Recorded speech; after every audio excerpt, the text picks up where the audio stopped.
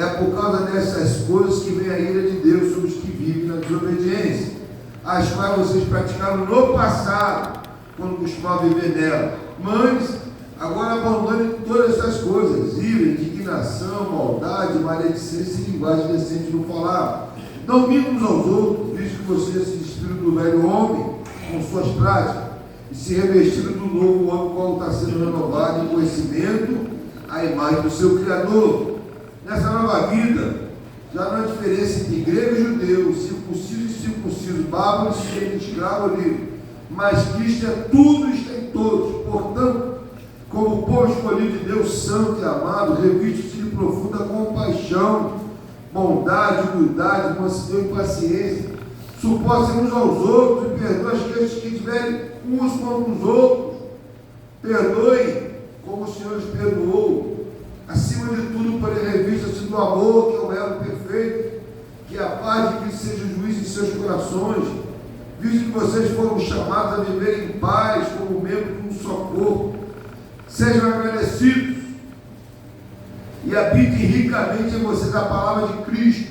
Ensine e aconselhe-se uns aos outros com toda a sabedoria e cantem salmos, hinos e cânticos espirituais com gratidão a Deus em seus corações. Tudo que fizer, seja em palavras, em ação, façam-no em nome do Senhor Jesus, dando por meio dele graças a Deus. Amém? Nós estamos falando sobre renovo espiritual. E o que inspirou essa mensagem foi o texto de Isaías 58, verso 12, na parte B, que diz assim: restaura os alicerces antigos. E é justamente a ideia de restaurar os alicerces antigos que está nos apontando para uma vida de renovo, uma vida de renovação, uma vida avivada, uma vida debaixo de uma nova e poderosa unção. E a gente já falou de manhã, não vamos repetir. E esse texto de Colossenses é um texto que fala de uma vida avivada. Por que uma vida avivada? Porque ela trata de relacionamentos à luz da palavra de Deus, à luz daquilo que Deus tem para mim e para você. E avivamento, eu e vocês já falamos isso, não tem um fim em si mesmo, ou seja, é um culto vai avivar minha vida, é uma oração vai avivar minha vida. Isso pode acontecer dando o quê? Uma abertura, te dando abrindo a porta, mas se você não adentrar por essa porta e cavar, você não consegue manter uma vida renovada. Você não consegue, porque uma vida renovada é uma vida cotidiana, é uma vida que você temos que estar com Cristo todos os dias, é uma vida que temos que reconhecer que dependemos de Cristo todos os dias, onde nossas ações têm que apontar a Cristo todo dia, o tempo todo. Não tem uma vida viva. Avivamento não é um momento, renovação não é um momento, renovo é um estilo de vida, é o que eu e você precisamos fazer sempre, o tempo todo, porque a gente vive no mundo, cercado de coisas que veio para nos desanimar. A gente vive num mundo onde tudo corrobora para o desânimo, para parar, para esmorecer, para olhar para trás, notícias ruins, situações adversas, problemas, conflitos internos, externos, e tudo isso tem por objetivo. Não pense você que isso é uma coisa só, isso é uma coisa orquestrada, que tem finalidade disparada. O diabo, ele rege esse mundo, o mundo está no controle, e ele move o mundo, os segmentos do mundo, com a finalidade que ele parar o crente, porque a única coisa que ele não consegue ter, ele não tem gerência, somos nós. O que a Bíblia diz? Nós estamos para o Senhor Deus, e o maligno não pode nos tocar. E o que ele faz? Ele usa circunstâncias. E às vezes muito crente, às vezes, estão desatentos às circunstâncias, e acham que umas circunstâncias é justamente Deus permitindo que o diabo introduza ela no seu caminho para provar o teu coração.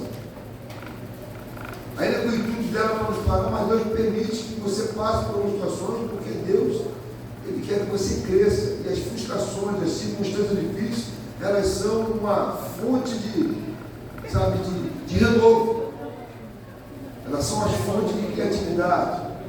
E Deus não permite para que você alcançamos um novo nível diante de Deus. Então, esse texto de Colossenses, ele fala de relacionamentos. E avivamento, um renovo, Deus não renova você para você ficar buscando o monte lá. Deus não renova você para você ficar escondido debaixo da cama.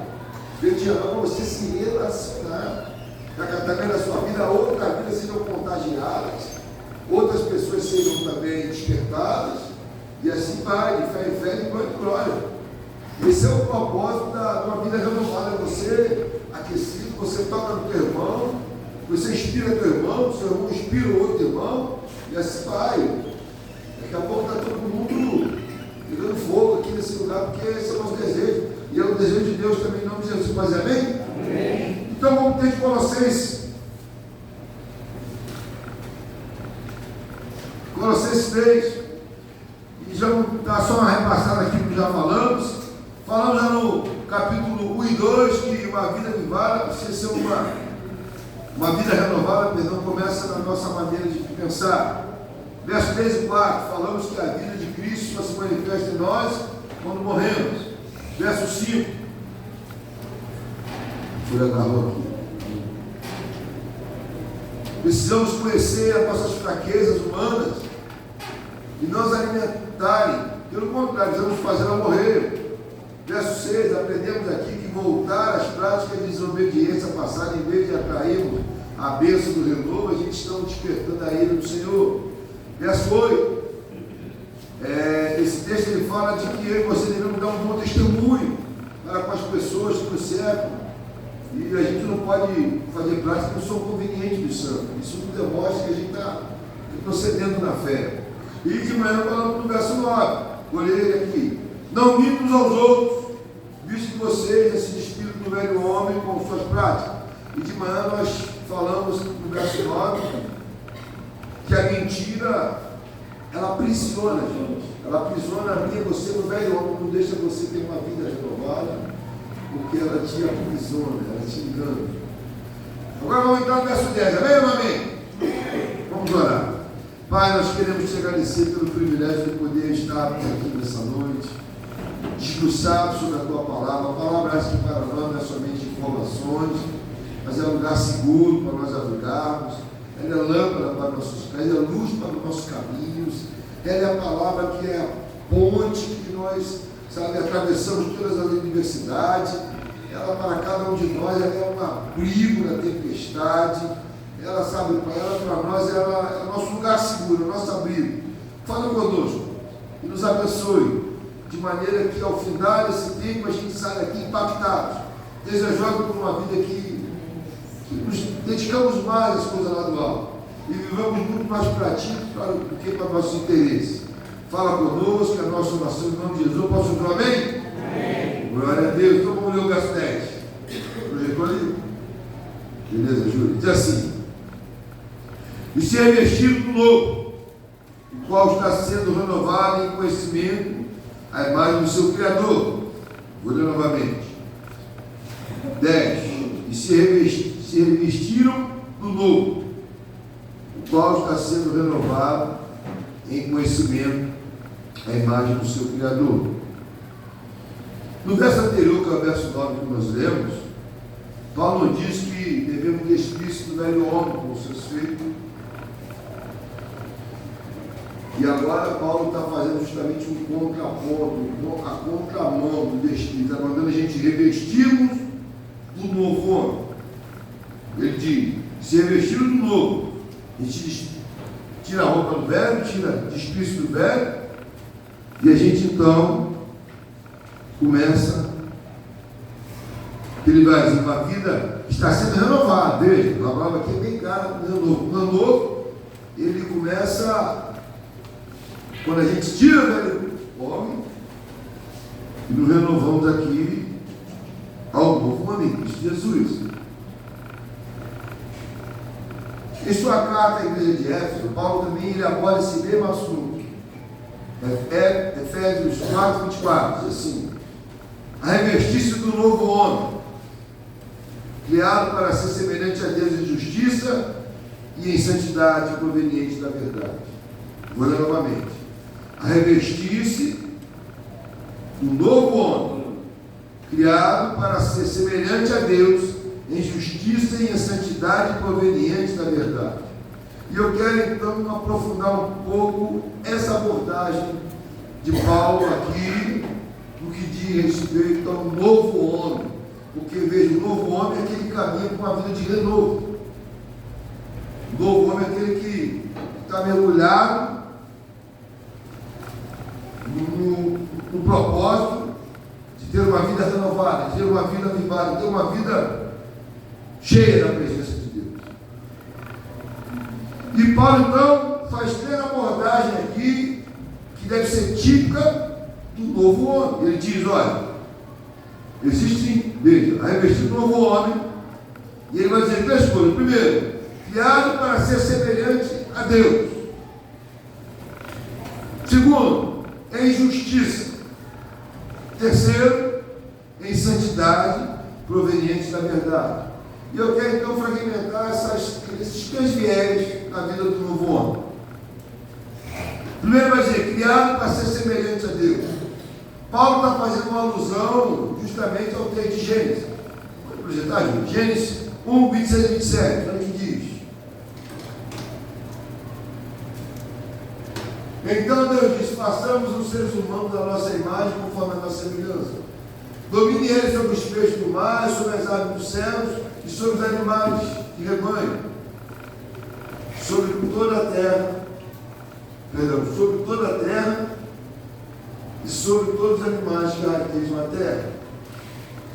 Então Deus criou o ser humano, o homem, a sua imagem, a imagem de Deus criou homem e mulher.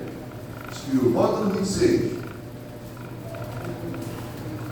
Vamos lá. Então, Deus disse, façamos os seres humanos a nossa imagem, conforme a nossa semelhança, domine eles. Essa palavra para a gente é importante. Dominar. O que significa dominar aqui, pastor? Dominar não quer dizer que você vai sair conquistando tudo, que algumas pessoas dizem, lamentavelmente, uma teologia que não procede. Esse dominar aqui significa que o homem está acima de toda a criação de Deus. O homem está acima de toda a criação. Toda a criação foi criada por propósito para o homem. Por isso que está dizendo, domine ele sobre os peixes do mar. Então o homem, apesar de ter sido criado por último, mas ele está no topo da pirâmide da criação. Por quê, pastor? Porque é através do homem que Deus espera a tua glória. Você está entendendo, meu amigo? É importante você entender isso. Então, o homem ele foi criado para esperar a glória de Deus. É por isso que ele está dominando. Dominar quer dizer o quê? Na topo da pirâmide ele está em primeiro lugar. Homem, depois vem os animais, depois vem o que vem. Mas o homem é em primeiro lugar. Por quê? É através da vida do homem que Deus se manifesta nessa terra. Através da minha e da sua vida. E é por isso que você busca a semelhança dele, para ele se manifestar através de mim e de você, através dos valores morais. E 1 Coríntios 10, 31, conta para a gente, Júlio, por favor, livro de introdução para a gente entrar na aplicação. Olha o que diz: assim, quer vocês comam, quer bebam, quer façam qualquer outra coisa, façam tudo. Então Paulo ele sintetiza que eu e você devemos viver para quê? Tudo que nós viemos a fazer, por sermos homens mais semelhantes a Deus, temos que fazer tudo para a glória de Deus. A minha vida e a sua vida, as suas ações, as minhas ações, ela tem que apontar para a glória de Deus. Essa deve ser a nossa máxima na força do novo homem. Tudo que eu fizer, Deus tem que ser glorificado. Porque eu fui criado para essa finalidade. É por isso que Paulo diz que o novo homem tem que ser a imagem de Deus.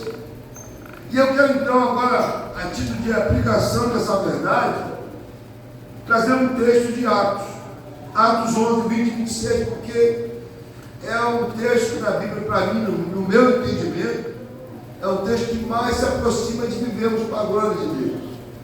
Atos 11, 20 a 26, para a gente trazer na prática o que é viver para a glória de Deus de uma forma prática. A gente sabe disso teoricamente, mas quais ações que a gente então podemos fazermos na prática que atrai a glória de Deus. Olha aqui, vocês vão poder, Atos 11, 20 e 26 assim: alguns deles, todavia, cipriotas e sirineus, foram a Antioquia e começaram a falar também aos judeus, contando-lhe as boas novas a respeito do Senhor Jesus. E a mão do Senhor estava com eles, e muitos creram e se converteram ao Senhor. Notícias desse fato chegaram aos ouvidos da igreja em Jerusalém, e eles enviaram Barnabé a Antioquia. E este ali chegando e vendo a graça de Deus, ficou alegre e os animou a permanecerem fiéis ao Senhor de todo o coração. Ele era um homem bom, cheio do Espírito Santo e de fé, e muitas pessoas foram acrescentadas ao Senhor. E então Barnabé foi a Tarso procurar Saulo, e quando encontrou, levou para Antioquia. E assim, durante um ano inteiro, Barnabé e Saulo se reuniram com a igreja e ensinaram a muitos. Em Antioquia, e os discípulos foram pela primeira vez chamados de cristãos. Veja, irmão, não existe nada mais contundente na Bíblia ou na nossa vida toda quando as pessoas olham para a gente e vê Cristo em você, vê Cristo em mim, porque Cristo é a coroa da glória de Deus. A Bíblia diz que o Filho que está no seio do Pai se tornou conhecido. Jesus falou para Filipe: quem vê a mim, vê o Pai. Como se diz: mostra-nos o Pai? Estou contigo há tanto tempo, não me conhece, Filipe? Então Jesus é a expressão máxima da presença de Deus. Tudo que Deus quer fazer, Ele fez e faz através de Jesus. Então, veja, esse texto para mim é o supra-sumo da glória, porque as pessoas olharam para aquela igreja de Antioquia e viram aqueles irmãos chamados de pequenos cristos. A presença de Cristo era tão real na vida daqueles homens, na vida daquela igreja, que eles começaram a falar: vocês são Cristos, pequenos cristos. Vocês são a réplica de Cristo. E não existe nada que espere mais a glória de Deus, não é isso? Hebreu diz que Deus falou muito tempo, por várias maneiras, mas nesses últimos dias, Ele tem nos falado através do Filho.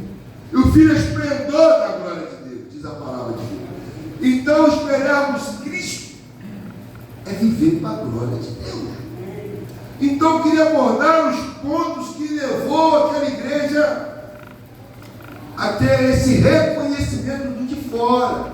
E o interessante que está chamando de cristão não são aqueles que estavam dentro do mesmo povo, são aqueles que estavam fora. E a igreja de Antioquia não era uma sinagoga judaica, era a igreja de gentios, eram de pessoas mundanas. Não eram pessoas que entraram no berço cristão, mas eram pessoas que chegaram ali desesperançadas, e ali eles tiveram a vida transformada. E a transformação foi tão profunda que, ao olharem para aquelas pessoas que compõem aquele corpo de Cristo ali, falando: meu Deus, nem em Jerusalém, na igreja de Jerusalém, onde tinha lá as colunas da igreja, tinha Pedro, tinha Tiago, esse título foi dado, mas aqui foi dado. Então eu queria ver com os irmãos aqui as atitudes e o que levou aqueles irmãos a ser caracterizados como Cristo, para que isso também aconteça na minha vida, na sua. É isso que você quer? Você quer aparecer com Jesus? Você quer que as pessoas olhem para você e vejam a glória de Deus na tua vida? É isso que você quer? Porque também, se você não quiser isso, não adianta. Se você não buscar isso, isso não acontece. E eu quero ver com os irmãos então. Vamos lá, verso 20 diz que alguns deles falam, toda vez cipriotas, sirineus, foram a Antioquia e começaram a falar também aos gregos, contando-lhes as boas novas a respeito do Senhor Jesus. Qual a primeira coisa que a gente vê aqui nessa igreja, irmão? Contando as boas novas. Os irmãos de Antioquia, eles ouviram o quê? A pregação do Evangelho. Mas não é ouvir passivamente, ouvir no ouvido e, como diz aí, mercador, não. Eles ouviam. Se você for aprofundar, isso significa que ele quê? Eles davam atenção à palavra de Deus. Em outras palavras, eles ouviam a palavra de Deus e praticavam a palavra. Ele não era somente ouvinte, ele não ouvia a palavra aqui e quando saía deixava, não. Ele levava isso a sério. Veja, Alguns deles, todavia, cipriotas, e um deles judeus, sirineus, foram Antioquia e começaram a falar também aos gregos, e contar as boas novas. Contar significa eles ouviram o Evangelho, e o Evangelho impactou a vida deles, foram transformados pelo Evangelho. A primeira coisa, irmão, que se eu e você quisermos ter uma vida que pareça com Cristo, uma vida renovada, eu e você precisamos andar em conformidade com o Evangelho. Não tem renovo, não tem vida nova fora do Evangelho. Não tem como criar outro caminho. Jesus disse: eu sou o caminho. Uma vida transformada tem que passar pelo Evangelho. O Evangelho é o quê? É a novidade de vida. É aquilo que me atrai, é aquilo que me impulsiona para mais de Deus. O Evangelho não pode ser algo estático que eu ouvi aqui, não. Aquilo que eu e você ouvimos na palavra de Deus, temos que ter a condição de cumpri-la no nosso coração. É assim que funciona. É assim que aquela igreja funcionava. Porque não adianta você só ouvir a palavra. Quantas vezes já ouviu uma palavra? A pergunta é: quantas a palavra tem se transformado? Porque é esse Evangelho que vai te transformar a aparência de Cristo. É à medida que você ouve e pratica. À medida que você ouve e traz para a sua vida essa realidade. Então, a primeira observação que a gente faz aqui na igreja de Antioquia, o Evangelho era pregado, mas acima de tudo o Evangelho também era vivenciado. E o que é o Evangelho? É uma vida onde os princípios da Bíblia norteiam seu comportamento. O problema todo é que a gente conhece a Bíblia, mas não queremos obedecê-la. O problema todo é que a gente ouve a Bíblia domingo após domingo, mas a pergunta é: o quanto vocês estão dispostos a obedecer a palavra de Deus? O quanto a Bíblia tem norteado a tua vida? O quanto você tem sido regido pela palavra de Deus? Para a gente o importante é isso. O importante não é o quanto eu e você ouvimos. O importante é quanto eu e você estamos obedecendo a palavra de Deus. Posso ouvir amém? Verso 21. Diz que muitos decreram e converteram-se ao Senhor e aceitaram Jesus como Senhor e Salvador. Então vai dizer no verso 21 que muitos que se converteram. E o que é isso, pastor? Se converter é mudança de vida. O que é que Salmo não, 2 Crônicas 7,14 diz que se o meu povo chama pelo meu nome, se humilhar, orar e se converter os seus maus caminhos. Veja, aquele povo então se converteu. Aquele povo então declarou o seguinte: olha, eu ia por aqui, mas agora eu conheci Jesus, eu vou por aqui. Aleluia! Isso é conversão. Conversão é você mudar de vida. Se você é convertido, você tem que mudar de vida. A sua vida tem que ser uma nova vida. Isso que é conversão. Conversão não é você falar que eu aceitei Jesus, mas continuar fazendo as mesmas coisas. O que é que Jesus está indo? Quando você aceita Jesus, a luz de Jesus entra na tua vida, meu amém? Ele clareia a sua vida todinha que você conhece Deus, então começa a mostrar pecado. A Bíblia diz que Jesus é luz, quando ele entra em nossa vida, ele começa a apontar o pecado.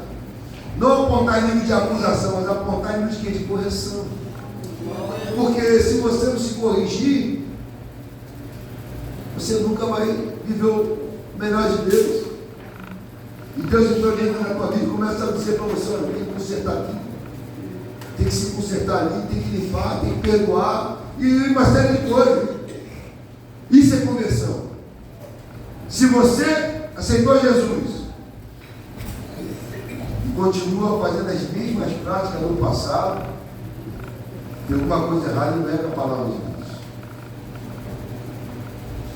Se você tem Jesus, eu aceitei Jesus, pastor, mas continua com as mesmas práticas do passado, meu Deus, onde Jesus está aí? Qual é a mudança? Na igreja de Antioquia diz que muitos ouviram se converteram. Tem um texto de Efésios que diz que quando aquele povo se converteu, o que eles fizeram? Pegou aquele livro todinho, aquele livro de feitiçaria, de ocultismo, queimar em praça pública. Tornaram pública a nossa fé, ou seja, eu agora sou de Cristo, é mudança de vida. Assumir a postura. É isso que Deus espera de mim e de você. Porque senão a gente não vive um renovo, não. E diz ainda no verso 23, permaneceram fiel de todo o coração. E querido, vamos parar e pensar nisso aqui. O que é permanecer fiel de todo o coração naquela época?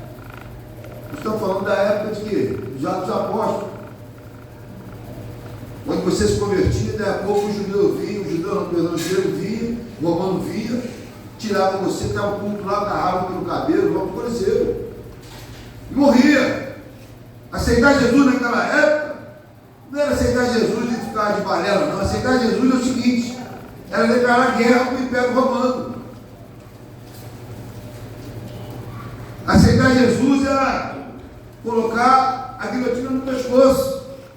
E vai dizer o texto que eles permaneceram fiel de todo o coração. Mesmo em face da morte, permaneceram fiel de todo o coração.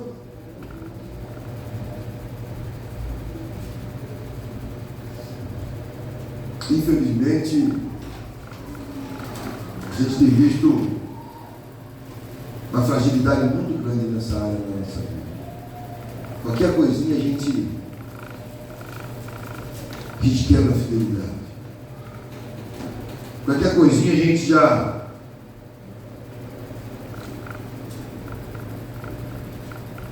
coloca a lealdade no escanteio.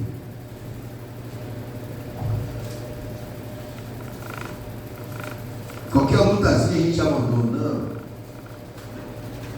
A gente está vivendo uma vida que a gente está escolhendo o pecado por causa do medo do sofrimento. Porque o pecado ele causa em mim e você uma aparente resolução de um conflito, de um problema. Mas não é mentira. É melhor nós sofrermos e permanecermos fiéis. Jesus diz lá em Apocalipse: aquele que permanecer fiel até o fim será salvo. Se tiverem passar pelo sofrimento, sofra. Vou falar uma coisa que talvez vocês não vão gostar, mas eu falo com toda a propriedade. E muita gente aqui, qualquer problema no casamento, vamos separar um ao outro. Qualquer problema no casamento, não deu certo, separa. A Bíblia não fala isso não. A Bíblia não diz isso não. A Bíblia diz que a gente não fica lá. Eu estou sofrendo, pastor. Não, é melhor sofrer com Cristo. Sofrer com Cristo, você vai ser vitorioso com Cristo. Amém ou não amém? Agora você tomar decisão por conta própria, o que garante que você vai ser feliz em outros cenário? Isso não é só casamento, não. Em alguma área, na igreja também, você chama a atenção da pessoa, ela não gosta mais, vou sair da igreja, e fala que a igreja está fria, o pastor está perseguindo, vai para outra igreja. Que isso, irmão? Que mundo é esse? Querido, vitória só vai disputar aquele permanecer firme até o fim. Aquela igreja que for firme até o fim. E verso 26 aí vai dizer que eles ensinaram muito, estudaram, ficaram um ano estudando. Paulo e Barnabé ensinaram aquela igreja, ficaram um ano, vou estudar. O crente não pode estudar a palavra, irmão. Eu quero mais de Deus, pastor, mas não estuda a Bíblia, só pega a Bíblia no domingo e olha lá. Meu Deus. Isso quando pega. O camarada, ele vem para a igreja, se ele esqueceu o batifone, ele volta em casa. Esqueceu a carta. Tá bom. É por isso que estou cabendo essa projeção aqui. Tem que trazer a Bíblia. Tem que ler, tem que estudar. Porque senão a Bíblia diz, por que Paulo gosta de Timóteo? Timóteo, a gente tem que ser obreiro aprovado. Que maneja bem a palavra da verdade, não tem que se envergonhar. Tem muito crente aqui seguindo o homem, a Bíblia está falando uma coisa, o homem fala outra, mas é mais fácil seguir o homem porque eu preciso ler. Você entendeu? Quem falou, estou pulando, pastor falando, eu vou seguir pulando. A gente tem que ser um crente bereano. Olha o que diz o texto: estudar. Cada um estudando. Paulo, vamos estudar. Pega o pergaminho, abre lá. É isso? O que você entende? Vamos estudar. E aí no final o que aconteceu? Depois de tudo, a Bíblia escolheu para pegar e falou: caramba, pequenos Cristo, veja que a coisa não acontece da noite para o dia, é um processo. Mas eu vou te dar uma boa notícia, querido. Eu e você estamos debaixo desse processo. Se você ficar firme, a glória de Deus vai se manifestar na sua vida. Vou olhar para você e falar, cara, eu preciso ser transformado. Falar, é Jesus. Diz ainda que o novo homem tem que ser revestido de justiça. Eu queria falar sobre isso, não sei se vai dar tempo, mas é importante falar. O novo homem tem que estar se revestindo em justiça. E essa justiça aqui, não é aquela justiça que Paulo, Isaías, guia lá no capítulo 6, Isaías 64, 6, não é isso? Isso. Nessa não, que diz que a nossa justiça é como um capo de imundícia, não é essa justiça não. Essa justiça aqui que o novo homem precisa ser revestido dela, é aquela justiça de certo e errado. Jesus diz o seguinte: seja a nossa palavra o quê? Sim, sim. E não, não. E Tiago também diz, Jesus diz passagem de procede com a língua. Amém ou não amém? E Tiago também aprofunda isso. Olha o que Tiago diz. Eu não tenho o texto de Tiago aqui, olha o que ele diz. Tiago diz o seguinte: sobretudo, meus irmãos, não jurem nem pelo céu nem pela terra, nem qualquer outra coisa, seja o sim de vocês e não, para que não caia em tentação. Irmão, essa justiça que eu e você precisamos aqui é ter a coragem de dizer sim ou não quando for preciso.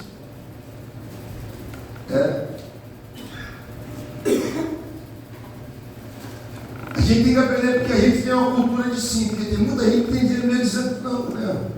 Falar não, porque não vai gostar. Se eu dizer não, mas a gente dá sim, fica mal. Eu quero pensar no texto de irmão sobre isso. Ô João, apresenta. Júlia, Júlia, que eu vi o irmão aqui. Apresenta para mim Romanos 14, 17 e 18. Vamos ler esse texto? Olha o que diz. Pois o de Deus não é comida nem bebida, mas o quê? Justiça, paz, alegria do Espírito Santo. Aquele que assim serve a Cristo é agradável a Deus e aprovado pelo Deus. Volta no 17. Aquele que pois o rei de Deus é o quê? Não é? Mas a primeira coisa que vem aqui é o quê? Justiça. Você acha que isso aqui foi colocado aleatoriamente? Não. Sem justiça não tem paz, não tem alegria. Vou dar um exemplo clássico aqui para a gente pensar nesse assunto. Quem de nós aqui, algumas vezes, nosso filho falou assim: pai, posso ir a algum lugar? Seu coração está dizendo para você, para ele não ir. Você não queria que ele fosse para aquelas pessoas, para aquele lugar, mas talvez para você evitar um conflito, você fala o quê? Sim. Mas o seu coração não tem paz nem alegria. Você disse sim para ele, mas dentro de você sabe que a vontade era dizer não. E você disse sim, para não confrontar, para não dar problema, mas a sua atitude não trouxe nem paz nem alegria. Amém? Porque na verdade você tinha que falar pelo quê? Não.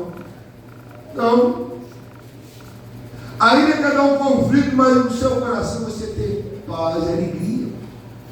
Porque a gente tem essa cultura, irmão, de não falar não, medo de ferir. E o novo homem em Cristo Jesus tem que ter essa coragem de falar não. E às vezes, querido, vou te dizer mais, e esse não tem que ter explicação. Qual a explicação? Não estou ocupado no meu coração para você deixar você. Eu pensei que falar aqui na igreja com meus líderes aqui, meus irmãos. Por quê, pastor? Eu não sinto paz. Não. Se for lá na frente, ele vai tratar o meu coração, vai tratar o meu mundo, vai acontecer, porque os planos de Deus jamais serão frustrados. Mas é pior você falar assim e der ruim, você foi conivente. A gente não pode ser conivente com o erro, irmão. A gente tem que ser cristão e o novo homem tem que andar correto e corretamente deve dizer não. Ah, ficar chateado não tem problema. Adão tem que falar isso para Eva, não ele. Não! Deus nos ama. Sai perto dessa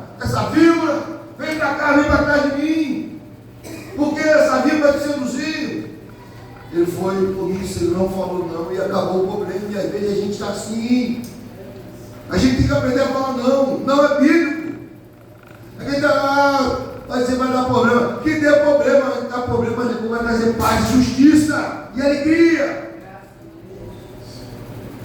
Essa é a grande verdade. É isso que Deus está me ensinando aqui essa noite. Olha o que diz o texto de Gênesis 4, 3 a 7. A história de Caim. Mas tem um fato interessante que eu quero ministrar. Gênesis 4, 3 a 7 assim, ó. Passado algum tempo, Caim trouxe do fruto da terra uma oferta ao Senhor. Abel, por sua vez, trouxe as partes gordas das primeiras crias do seu rebanho.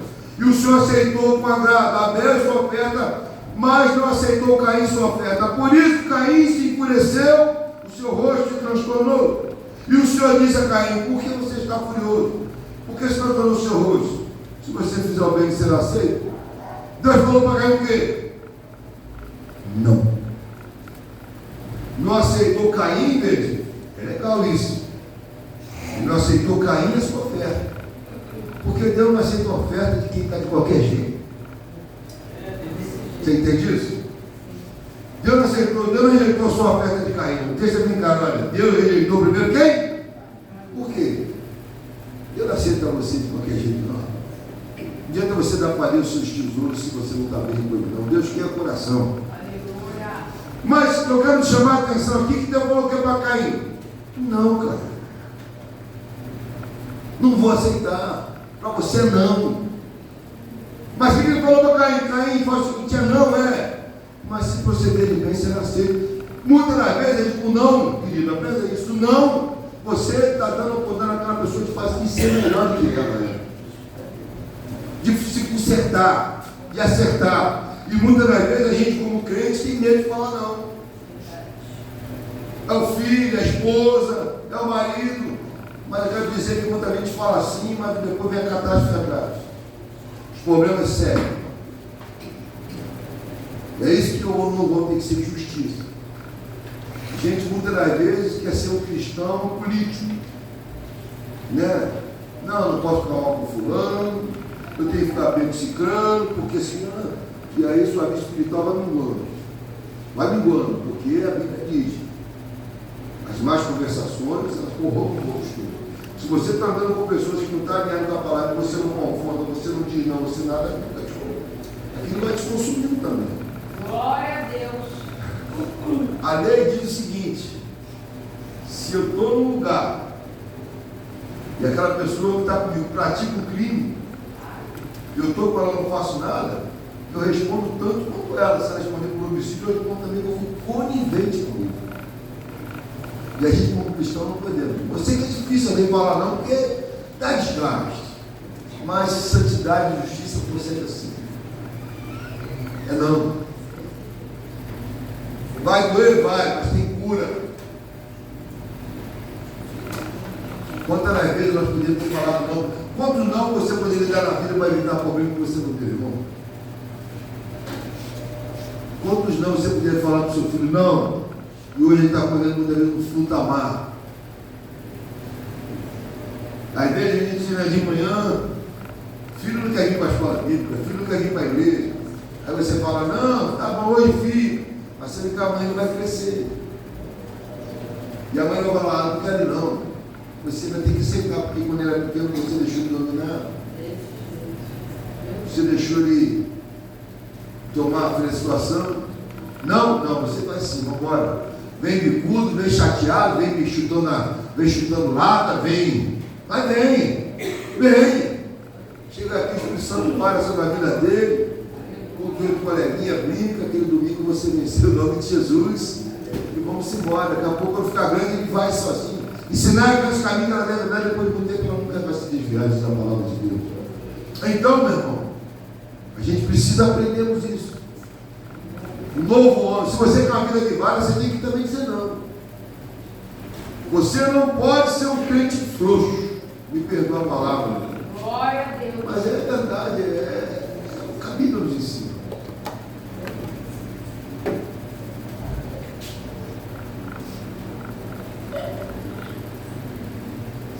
E a terceira coisa que a gente precisa aprender, a nível de um novo homem com uma vida vivada, o novo homem precisa agir.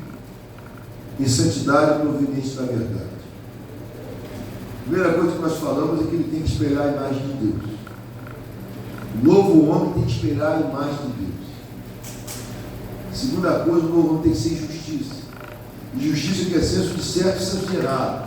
Está certo? Vamos lá, não está certo? Mas pastor, eu não estou vendo nada errado, meu coração está em paz, não deixa, não deixa. Não tem prejuízo. Deus, o Espírito de Deus jamais será frustrado, não é o homem que vai frustrar. Se você falar não, Deus falar sim, ele vai tirar você da jogada e vai acontecer com você não. Mas é melhor você falar não, porque o não previne a morte. O não previne a queda. O não preserva a vida.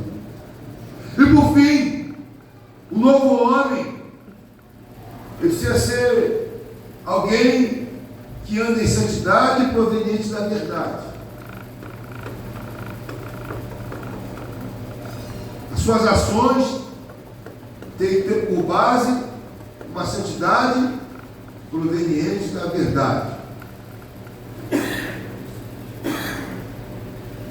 Jesus disse o seguinte lá em João 17, diz assim, olha, santificam na verdade.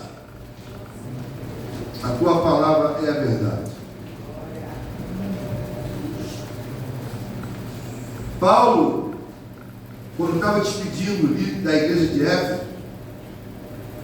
ele chamou a liderança da igreja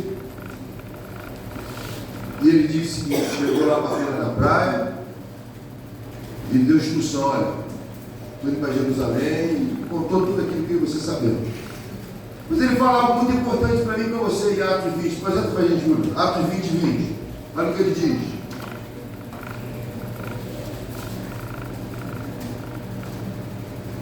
Vocês sabem que não deixei de pregar a vocês nada que fosse proveitoso, mas ensinei tudo publicamente de casa em casa. Ah, céu é isso. Mas eu quero chamar a atenção que Paulo falou o seguinte, olha, eu não deixei de pregar nada que não fosse o quê? Proveitoso. Querido, todas as nossas ações que forem pautadas na Bíblia, elas serão proveitosas. Não tem nenhuma ação que eu e você podemos fazer biblicamente que nos gere proveito em nós. É por isso que a nossa atitude tem que ser baseada na Bíblia, porque para a gente tirar o maior proveito das coisas, só tira proveito quando está alinhado com a palavra.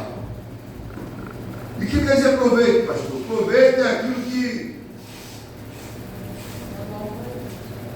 que é bom para a gente, mas que dá o que? Acima de tudo, o que? Dá bons resultados. Aquilo que dá bom resultado.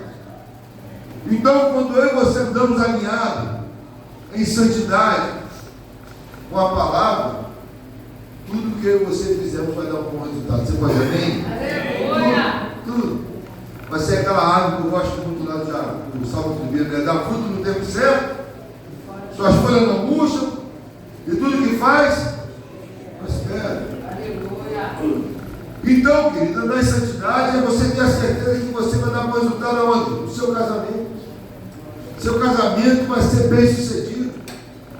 Se seu casamento, se você está vivendo a palavra dentro do seu casamento, por certo, o seu casamento vai ser o casamento, o melhor casamento do mundo. Pastor, vai ter problema, mas a mesma palavra que sustenta, ela vai até o fim, em nome de Jesus. Passará dos céus, mas a minha palavra jamais passará. E se você está no casamento alicerçado na palavra, você fica tranquilo que as lutas vão vir, problemas vão vir, chegar, mas você não vai perder a batalha, porque está na palavra.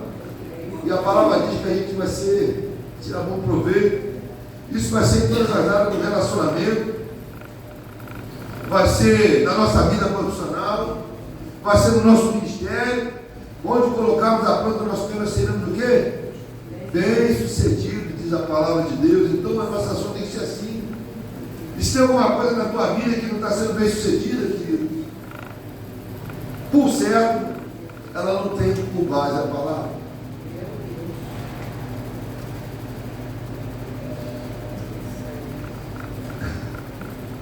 Essa semana, você não conhece, eu posso falar. Um tempo atrás, uns meses atrás, uma pessoa me ligou, não, comigo eu vou casar. E chamou eu a Fátima para orar, vamos orar. Aí daqui a pouco começou a dar os entraves, falou, não vou casar não, tal, porque deu os entraves aqui. Aí a Aí ele deixou a menina para lá, a menina ficou com raiva, saiu da igreja e brigaram lá. Veja, só estava na pretensão de casar. A coisa estava embriagada ainda, estava só naquela disposição de se apresentar. Ele falou que aí teve um problema lá de comida lá, e falou: não quero você não. Sem ser casado, a mulher saiu da igreja, ficou com raiva do pastor, beleza. Aí contou a beleza. Também, o que foi livramento de Deus. Porém, hoje eu fui surpreendido com uma mensagem dessa mesma pessoa. Ô fulano, ô pastor, rapaz, ora por mim que eu vou casar dia 8. Dia 8. Mas com quem? Não, com aquela pessoa a gente voltou, se acertou. Caramba. Irmão, eu não quero pregar aqui. Eu não quero ser um pregador de ruína no casamento. Longe de mim. Mas sabe onde começa o divórcio? Sabe onde começa o divórcio? No namoro. Divórcio começa no namoro. Quando ele chega ao ápice, já foi lá na frente, tinha dado sinalização. E eu não sei como vai ser o casamento dessa pessoa, não sei como eu posso falar abertamente, eu sou nem aqui. Mas veja, irmão, uma coisa que está começando torta assim, qual é a expectativa da coisa dar certo? E às vezes, a gente como cristão está insistindo em coisas que não vai dar certo, está insistindo em relacionamento, está insistindo em, sabe, a gente está vivendo hoje uma geração de internal. Todo mundo fica para a internet, antes para a vida. Todo mundo quer dar a palavra na internet. Está cheio de.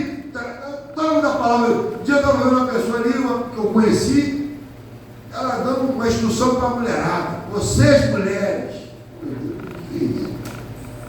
que tem que ser firme, tal. Eu conheço essa pessoa. E está cheio de gente assim, querido, a gente está insistindo em coisas que não vão dar certo.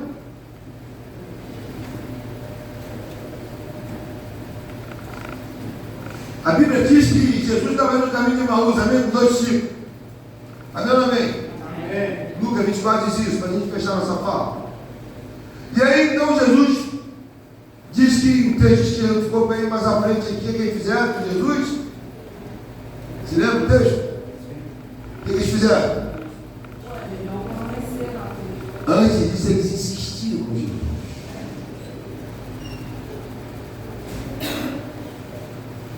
Diz que eles insistiram. Jesus falou que ia mais à frente, ele falou: insistiram, fica conosco, fica conosco. Que a Bíblia que Jesus não ficou com eles.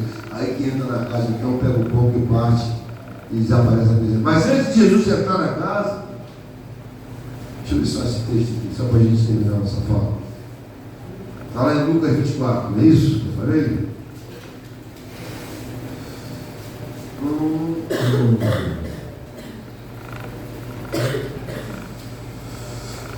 24 e 28, projeto para a gente, Júlio. 28 e 29. Lucas 24, olha. Ao se aproximar do povoado, para a qual estavam indo, Jesus fez com que ia mais adiante. E 29 diz que eles, porém, insistiram muito. Fique conosco, pois o dia vindou. E está chegando a noite, então entrou para ficar com eles. Que dinâmico que diz o texto? Jesus fez sinal, obviamente, que ia mais adiante. O tempo que eles fizeram o quê? Insistiu o quê?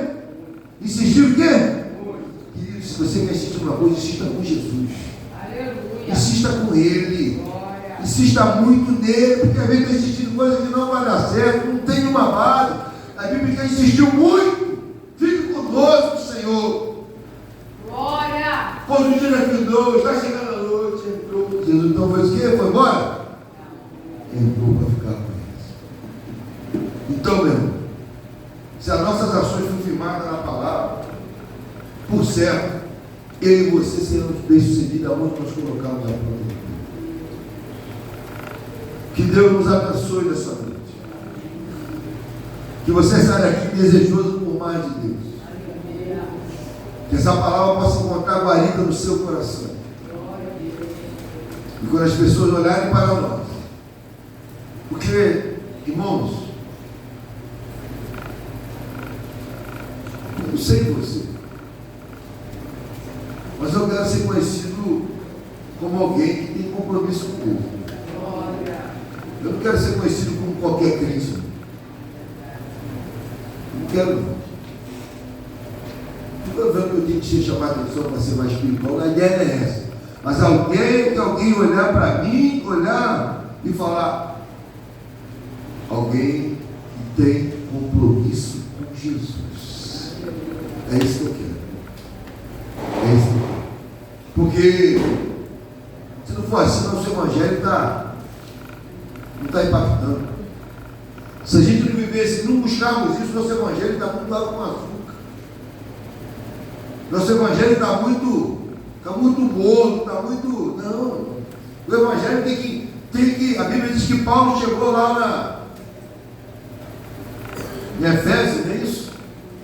Quando tinha o templo da deusa Diana, não sei quantos mil seguidores.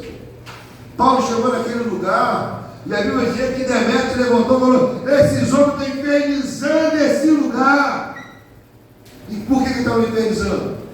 Paulo estava sendo alguém que as pessoas, em vez de ir para o templo da deusa Diana, estavam indo contar-se com Paulo ia falar de lá no teatro. E fala que ele estava trazendo perturbação. Nós precisamos ser aqueles que faz a diferença onde nós colocamos a planta do pé. Veja, aquele tempo não sei quantos seguidores tinha, aquele tempo era um templo antigo, da deusa Diana. Paulo chegou ali cheio do Espírito Santo. E começou então a quebrar ali aquele segmento. E essa emoção está sobre a minha vida e a sua vida nessa noite. Amém ou amém? Então vamos orar. Fique de pé nessa noite. Você é cristão, irmão, submetido à palavra de Deus. Não viva por menos, não.